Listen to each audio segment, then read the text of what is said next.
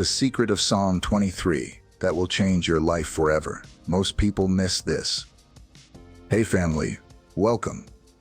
Today I want to invite you into something so much deeper than just a teaching. This isn't just another breakdown of a Bible verse. This is a divine encounter waiting for you. We're diving into a passage you've probably heard 100 times. Psalm 23. You've seen it printed on bookmarks, embroidered on pillows, and recited at funerals. But hear me, most people have completely missed the power hidden inside these verses. Psalm 23 isn't just poetic, it's prophetic. It's personal. It's a secret weapon, a love letter, a lifeline. And it's not just about comfort in hard times. It's a blueprint for a life of peace, purpose, provision, and presence. You might think you know it already. The Lord is my shepherd. I shall not want. But what if I told you there's something hidden in plain sight? A truth so simple and so profound, it will reframe your entire relationship with God, and maybe even how you see yourself. Let me ask you something. Have you ever felt like you were doing all the right things, praying, reading your Bible, going to church, and yet still felt tired, drained? Like you're walking through life with a weight on your shoulders that never seems to lift? If you've ever felt unseen, unprotected, unsure of your future, Psalm 23 is not just a comfort verse, it's a key. And once you see it, you can't unsee it. I'm not just here to give you information. I want to see transformation. Because when this psalm drops from your head into your heart, something shifts. Peace replaces pressure. Identity replaces insecurity. And suddenly, you're not trying to figure life out on your own anymore. You're being led by the shepherd. So buckle up. We're going on a journey, verse by verse, line by line. But more than that, heart to heart. I believe God has something for you today. Not just a word, but a whisper, a call back to the shepherd who's been with you all along. Let's go find the secret that's been waiting for you in Psalm 23. Are you ready? Session 1. The Lord is my shepherd. Identity and intimacy. Let's start right at the beginning of Psalm. The Lord is my shepherd. Pause there. Don't rush it. Let it breathe. David could have said, the Lord is a shepherd, or even the Lord is the shepherd. But he didn't. He said, the Lord is my shepherd. That little word, my, is everything. It's not a corporate title, it's a personal relationship. It's not about proximity, it's about intimacy. This is the language of someone who knows God, not just knows about him. You see, before David ever became king, he was a shepherd. He knew what it meant to care for sheep, to lead them, protect them, feed them, lay down his life for them. So when David calls God his shepherd, he's not writing from theory, he's writing from revelation. This is personal. And here's the secret most people miss. Everything in Psalm 23 flows from this first truth. If you don't see God as your shepherd, the rest of the psalm doesn't work. It all hinges on relationship. It all begins with knowing him, not as a distant God in the sky, but as the one who walks beside you, who calls you by name, who knows every scar on your heart, and still chooses to stay. Let me tell you something. Your identity flows from his. That's why David didn't start with, I am his sheep. He started with, the Lord is my shepherd. Because when you know who he is, you discover who you are. You're not lost. You're not forgotten. You're not just another face in the crowd. You are shepherded. That means you're protected, not abandoned, guided, not guessing, provided for, not scraping by. But here's the hard truth. Many of us claim the shepherd, but we live like spiritual orphans. We carry burdens that aren't ours to carry. We try to control things we were never meant to control. We wander, we strive, we hustle, but we don't rest. Why? Because we've forgotten that we have a shepherd. Psalm 103 says, we are his people, the sheep of his pasture. That means he takes responsibility for your life.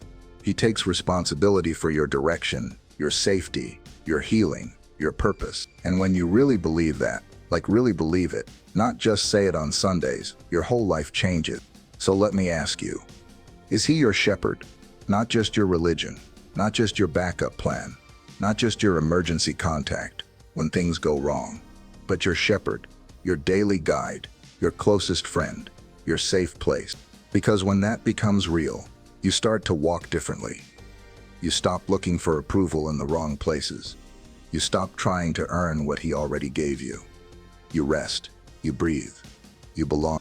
And that, my friend, is where everything begins. Session 2. I shall not want. The end of scarcity thinking. Let's move to the next line. I shall not want.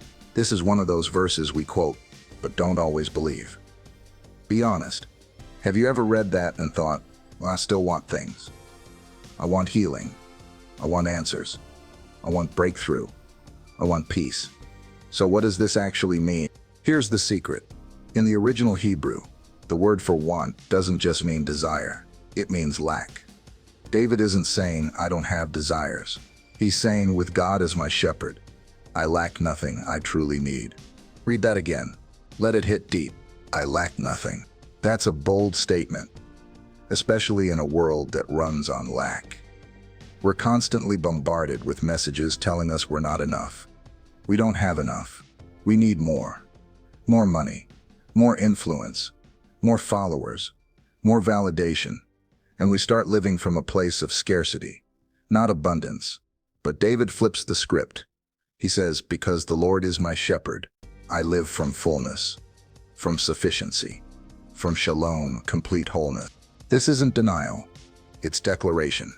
You can be in a season where things are tight, where prayers feel unanswered, where doors seem closed, and still say with confidence, I lack nothing. Why? Because what you truly need, peace, guidance, love, provision, isn't found in a paycheck or a person. It's found in the presence of the shepherd. Let's go deeper. When you know your shepherd, you stop striving for what's already been promised. You stop chasing what can't fulfill you. You stop comparing your journey to someone else's highlight reel. Because you realize, everything I need is found in him. You know what this really is? It's the death of scarcity thinking. Scarcity says, there's not enough to go around. God says, I own the cattle on 1,000 hills. Scarcity says, if they're winning, I must be losing. God says, there's more than enough for everyone in my kingdom. Scarcity says, I have to make it happen. God says, I will lead you beside still waters. Listen, God's not just trying to fix your situation. He's trying to transform your mindset. He wants to teach you how to walk in peace even before your circumstances change. That's what Psalm 23 is about. It's not a promise of a problem-free life. It's a promise of a presence-filled one. So I ask you, where are you living from? Scarcity or sufficiency? Fear or faith? Pressure or peace? Because when you really believe that the Lord is your shepherd, you can wake up in the middle of a storm and say, I don't understand everything, but I lack nothing. That's not just poetry. That's power. And it's yours if you'll trust the shepherd. Session 3. He makes me lie down. Rest in a restless world. Psalm 23:2 begins with this powerful line. He makes me lie down in green pastures. Now pause with me, because this is one of the most misunderstood verses in the psalm. At first glance, it sounds a little forceful, doesn't it? He makes me lie down. Like God is grabbing you by the shoulders and saying, go to bed. But that's not what's happening here. This isn't control. It's care. The Hebrew verb used here, for makes me lie down, speaks of a gentle guiding. It's more like a shepherd lovingly nudging a restless sheep to stop wandering and receive what it needs: rest, peace, nourishment. But here's the catch. Sheep don't lie down easily. They have to feel safe, satisfied, and secure before they'll rest. Sound familiar? How often do we, like sheep, stay on our feet? Nervous, anxious, striving. We keep moving because we're afraid of what might happen if we stop. We hustle to earn love. We stay busy to avoid pain. We scroll because silence feels like exposure. But God sees the restlessness in your soul, and he says, come here. Lie down. I've got you. Let's be real. Rest is hard for a lot of us. Not just physical rest, but soul rest. That deep exhale that only happens when you're fully surrendered, fully held, fully at peace. You see, the green pasture isn't just a nice place. It's a posture of trust. It's where the shepherd leads you when you finally stop trying to lead yourself. And look where he leads you. Green pastures. That's not desert. That's not dry or dead. That's abundance. That's beauty. That's provision. God doesn't lead you to burnout. He leads you to blessing. But sometimes he'll shut a door, slow you down, or even let your plans fall apart. Not to punish you, but to protect you. To say, child, stop running. I have what you need right here. There's a lie many of us believe that says, I'll rest when I've earned it. But in God's kingdom, rest isn't a reward for performance. It's the foundation for everything. You were created to live from rest, not toward it. Let me ask you, where is God inviting you to lie down? What green pastures have you been walking right past, too busy or afraid to receive them? Sometimes the most spiritual thing you can do is rest. Not just nap, but release. Let go of what's not yours to carry. Stop rehearsing every what if. Stop measuring your worth by your productivity. Lay it down, because your shepherd is not just leading you. He's with you, and in his presence you can finally breathe. Session 4. Even though I walk through the valley, the secret power in suffering. Now here comes the shift. Even though I walk through the valley of the shadow of death, I will fear no evil, for you are with me. Here's where most people pause, because this is the part of the psalm we feel. This is where real life kicks in. The valley, the shadow, the pain, the loss, the confusion. This is where faith gets tested, not just quoted. But I want you to notice something. David didn't say, if I walk through the valley. He said, even though, in other words, valleys aren't optional. They're inevitable. Every life, yes, even a life led by God, will pass through valley. But hear me, the valley is not the destination. It's the passage. Even though I walk through, you're not meant to stay there. You're meant to pass through. It's dark, it's painful, but it's not permanent. And here's the secret most people miss. Some of the deepest revelations of God's love happen in the valley, not the mountaintop. Why? Because in the first half of this psalm, David talks about God. He makes me. He leads me. He restores my soul. But in the valley, it shifts. You are with me. Do you see it? It becomes personal, no longer third person. Now it's face to face. When things get hard, David doesn't talk about God like he's somewhere up in the clouds. He talks to him like he's right beside him. Because he is. There's something about the valley that brings intimacy, clarity. It strips away the fluff. It peels off the masks. In the valley, you realize what really matters. And more importantly, who really matters. Now listen closely. The valley is not evidence of God's absence. It's often the proof of his pursuit. God doesn't wait for you on the other side of your pain. He walks with you through it. He's there in the silence, in the hospital room, in the breakup, in the job loss, in the waiting, in the nights you cry yourself to sleep. And he's not just present, he's protecting. David says, I will fear no evil. Why? Not because evil doesn't exist, but because the presence of the shepherd is greater than the power of the shadow. Let's talk about that word, shadow. A shadow can't exist without light. So even when you're in the valley of the shadow of death, it means there's still light somewhere nearby. The enemy may cast a shadow, but he can't cancel the light. And God is that light. Your shepherd doesn't lead you into the valley to leave you there. Sometimes he takes you through it to grow you, to break chains, to prepare you for the next level of calling.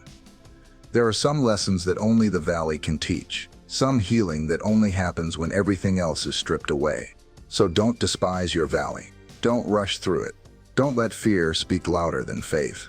Instead, look up and say, you are with me. That's the promise. That's the secret.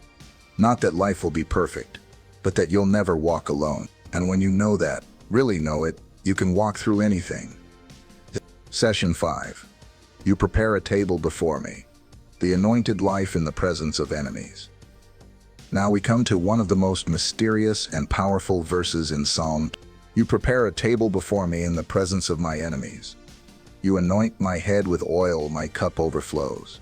Let's unpack this because there's a secret here that most people completely miss. This part of the psalm is where the imagery shifts again. We've gone from pasture to valley, and now suddenly we're at a table, a banquet, a feast. But it's not a quiet dinner for two in a peaceful garden. No, it's a table set right in the presence of your enemies. Now pause. That doesn't make sense to our human logic. If I'm God, and I love my child, and I want to bless them, I don't do it in front of their haters. I remove the enemies, then I bless. But that's not what our shepherd does. God doesn't wait until the battle is over to bless you. He blesses you in the middle of it. Why? Because his blessing is a statement. It's a demonstration.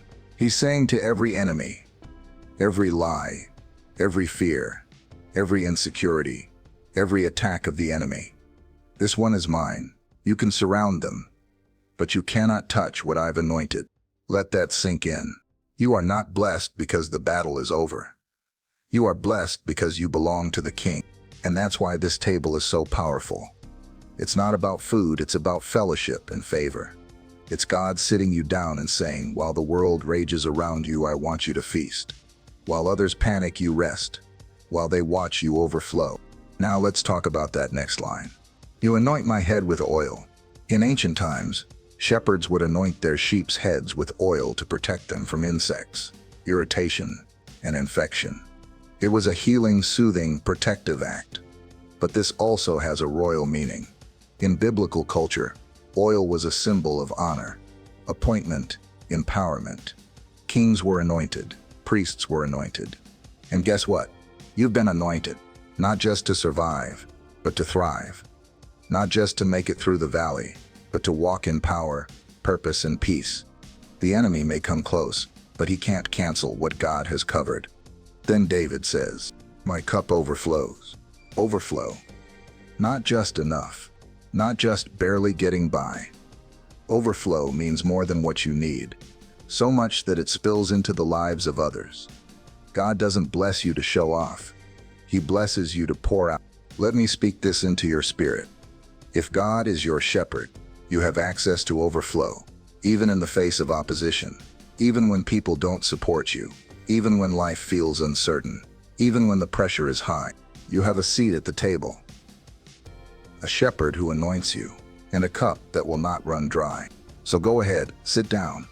Let him serve you peace, joy, wisdom, strength. Don't let the presence of enemies rob you of the presence of God. You're not just invited to the table. You belong there. Session 6. Surely goodness and mercy, the unshakable pursuit of God's love. We've made it to the final verse of Psalm 23. And wow, it ends with a promise so powerful it should shake the way you live your life. Surely goodness and mercy shall follow me all the days of my life, and I will dwell in the house of the Lord forever. Let's start with the first word, surely. That's not maybe. That's not hopefully. That's not if I'm good enough. That's certainty, confidence, assurance. David isn't wondering if God's going to show up. He knows it because he's lived it. He's walked through pastures, through valleys, through battlefields, and through it all. One thing has been consistent: God's goodness and God's mercy. Now watch this. David says they follow him. In the Hebrew, the word used for follow actually means to pursue or chase down. That means God's not just casually strolling behind you. His goodness and mercy are actively chasing you down like a flood. You're not chasing blessings. Blessings are chasing you. You're not trying to earn his love.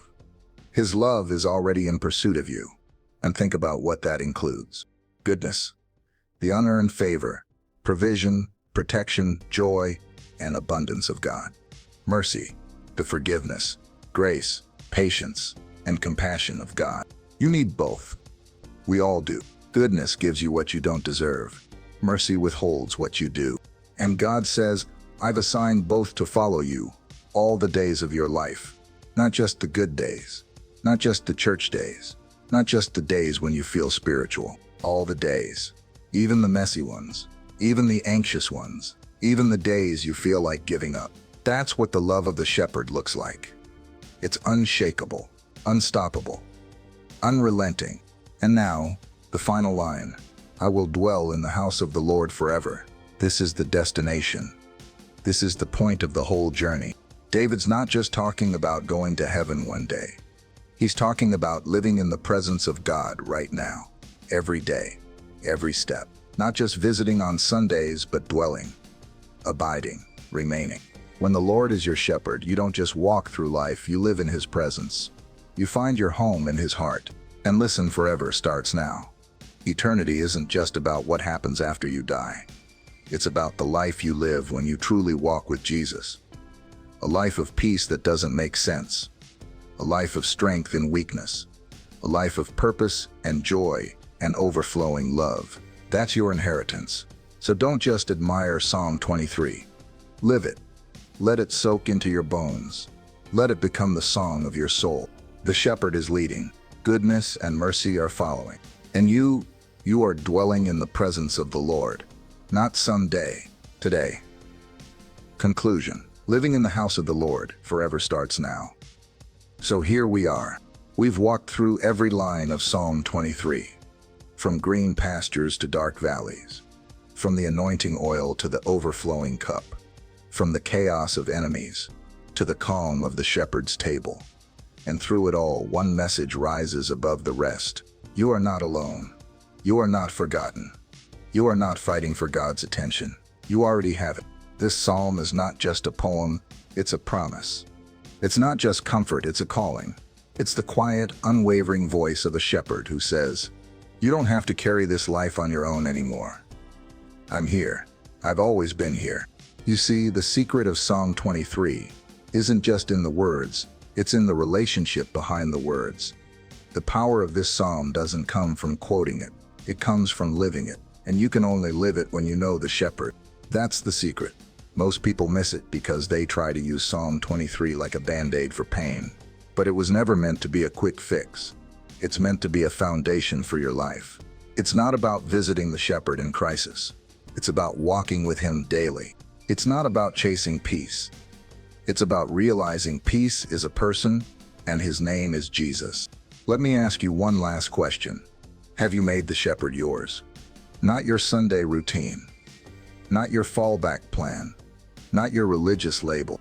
But your shepherd, the one who knows your voice, your fears, your wounds, and still chooses you. Because once you surrender and say, "The Lord is my shepherd," everything changes. You stop striving, and you start resting. You stop fearing, and you start trusting. You stop wandering, and you start dwelling. Not one day, not when things get better. Now, forever doesn't start when you die. Forever starts when you finally realize you are fully known and forever loved by the shepherd. So walk out of this message with your head high, not because life is perfect, but because you know the one who walks with you through every valley, leads you to every pasture, anoints you in every battle, and never stops chasing you with goodness and mercy. This is Psalm 2. And now, it's not just a psalm you've heard. It's a life you're going to live. Go live like someone who knows the shepherd. Because when you know the shepherd, you shall not want.